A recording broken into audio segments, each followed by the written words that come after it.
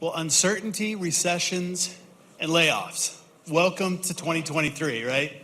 It's been a crazy year so far. But recessions are a normal part of the economic cycle, and they normally follow a fairly predictable path. And because of that, we can leverage that into opportunity.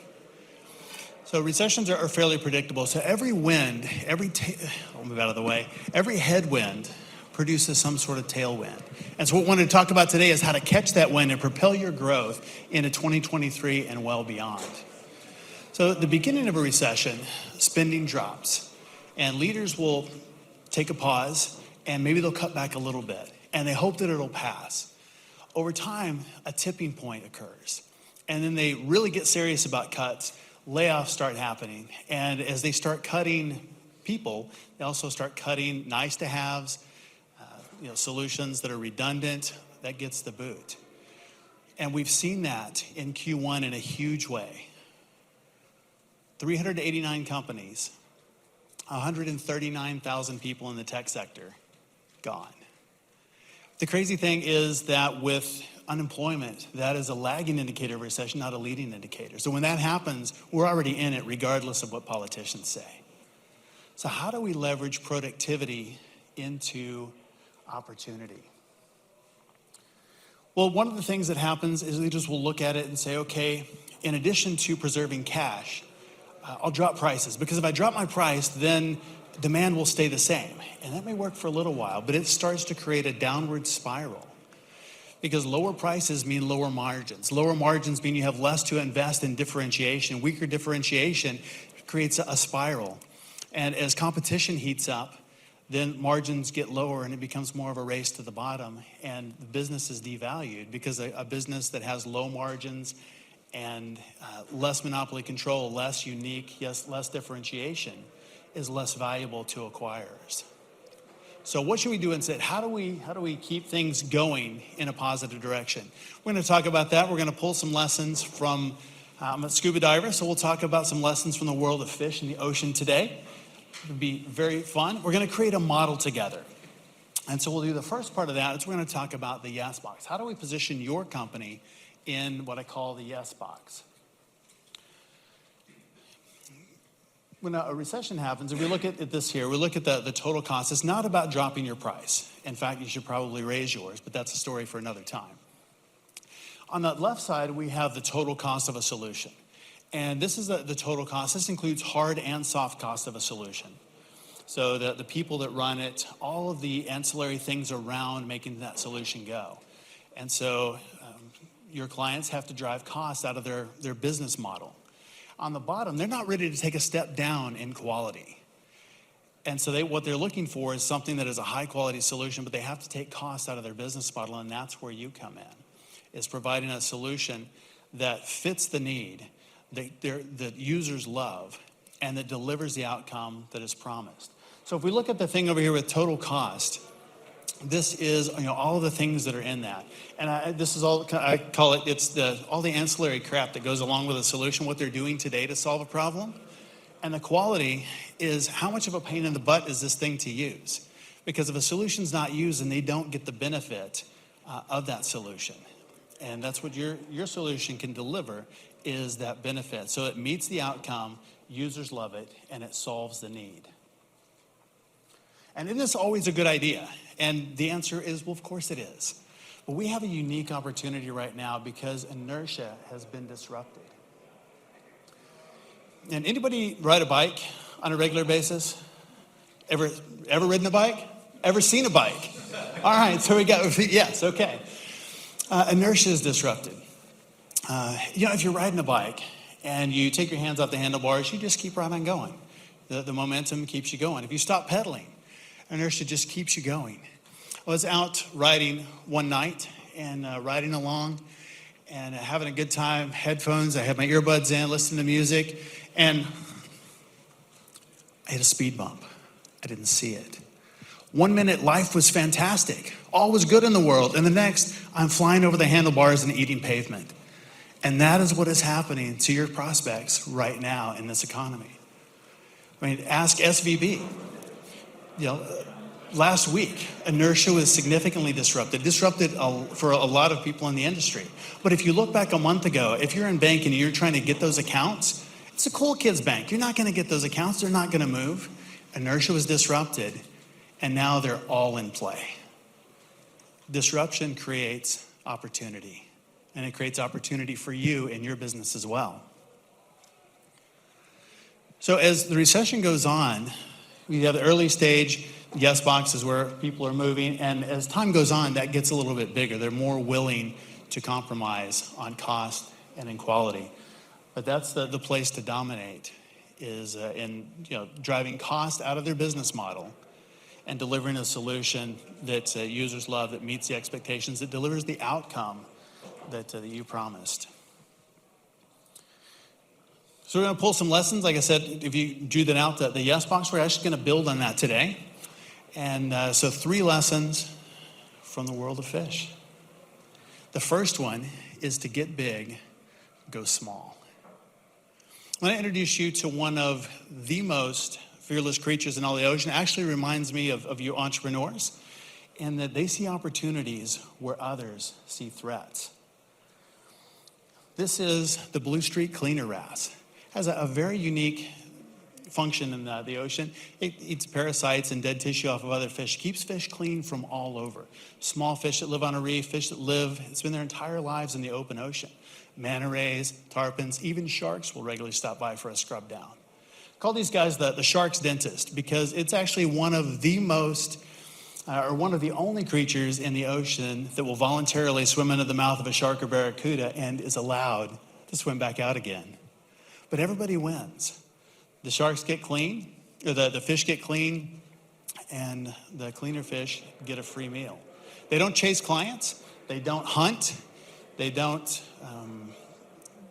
pursue prey. Fish actually line up for them. And so how would that change your business if clients lined up for you and you're able to deliver to them exactly what they wanted every single time in your business? Most SaaS marketing funnels, look like this. They're huge at the top. And so you may have an ICP. You may say, oh, here's my avatar. I have these conversations all the time. It's like, okay, who are you really selling to? And it's small business and sometimes medium-sized companies, and it's large companies and companies with lots of employees and solopreneurs. And then we kind of get down to it, and it's like, well, okay, it's anybody I can convert from a trial or who will have a sales conversation with me. And that funnel is big, and it's expensive to fill.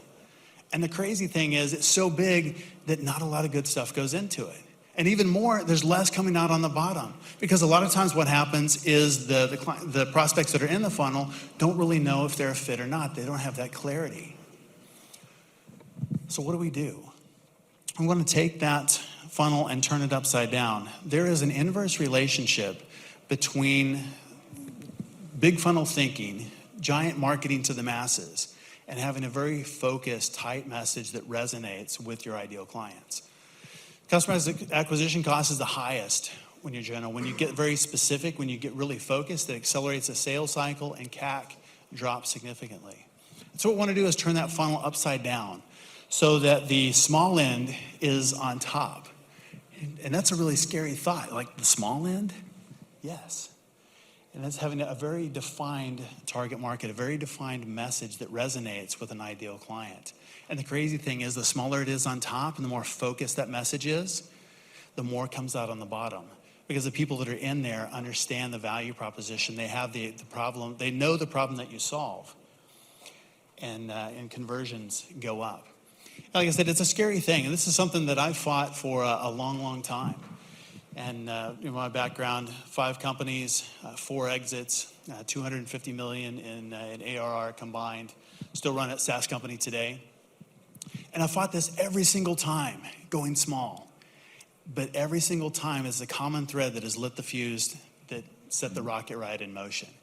It's really getting really focused. And all industries are not affected the same, even in a downturn. So I've got SaaS clients today that have 10x their business focusing on things like accounting, focusing on dentists, of all things, microbreweries. How random is that?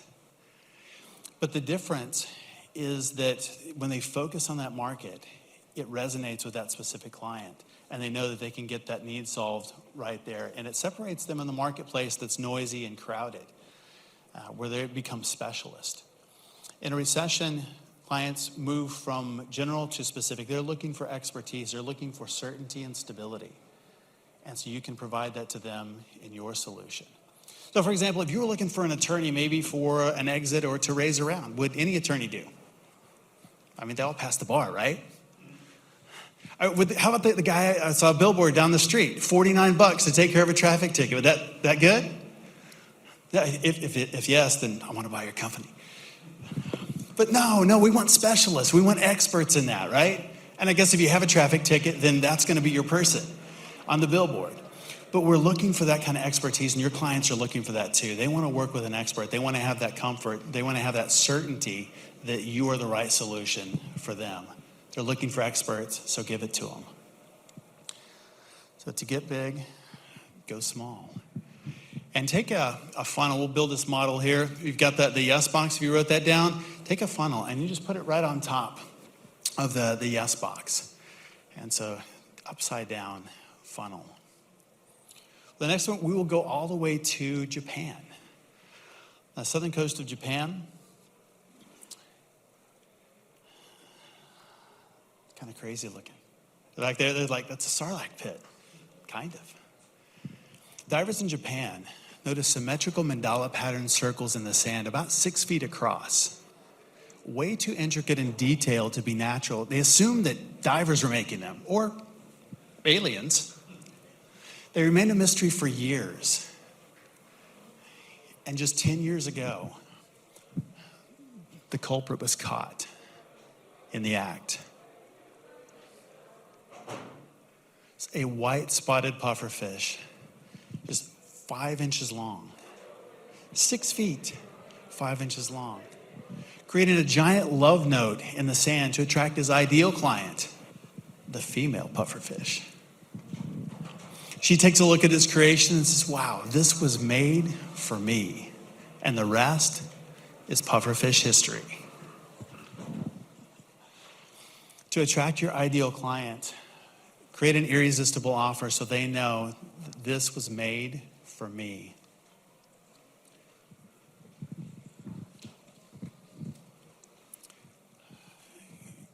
Pufferfish are pretty good marketers. Who knew, right? Because it's all about her. A lot of times in our marketing, it's about us and how great we are. But when we fall in love with our product, instead of falling in love with our ideal client, we both lose. When we make that mistake, they don't see an epic love note in the sand or a creation that's made specifically for them. But when we change our perspective and see the world through the eyes of our ideal client and what really matters to them, we capture their head and their heart. Do that well, competition becomes irrelevant. So how do we make offers irresistible? And remember, it's irresistible to them. Well, first we want to focus on the center, and that is make it where it is something they look at and they say, this was made for me. You know, there's lots of fish in the ocean, and they could all look at that and it would mean nothing to them. But for the female pufferfish, that ideal client, it resonates. It's something that means something. And that's what we're looking for our clients as well. We want it to have no perceived risk. We want it to be irresistible, means that there's not resistance there. There's no reason not to move forward. You think about it in fish terms, it's all wormed, no hook. There's no reason not to do it. We want it to be very easy in your process. We want adoption to be fluid. We want that onboarding process to be good and to have wins built into that. So not something that's out there somewhere, but that there's wins that are built into the onboarding and implementation process. And then the outcome needs to be clear. They need to understand what it is. It needs to be measurable. They need to know what success looks like. They need to know what a win looks like. And it needs to be believable. They have to actually believe it in order to move forward with your solution. So think about that in terms of your marketing.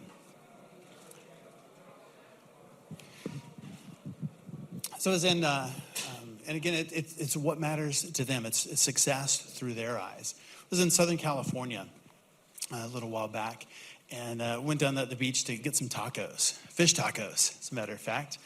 And it came with a pico de gallo, and I'm like, I'm really excited about this. It's amazing. It's fresh. If you don't know what that is, like chopped up onions, tomatoes, jalapenos, maybe some cilantro. Fantastic. And so it came out fresh and hot. Put some pico on my taco, and I took the first bite, and something's not right. Where there should be a nice kick of jalapeno spice, it was a watery, earthy taste. Cucumber? Are you kidding me? I mean, an innovative choice? Maybe. Irresistible? Not at all. Ugh. It looked right on the outside. I mean, they're both small and green.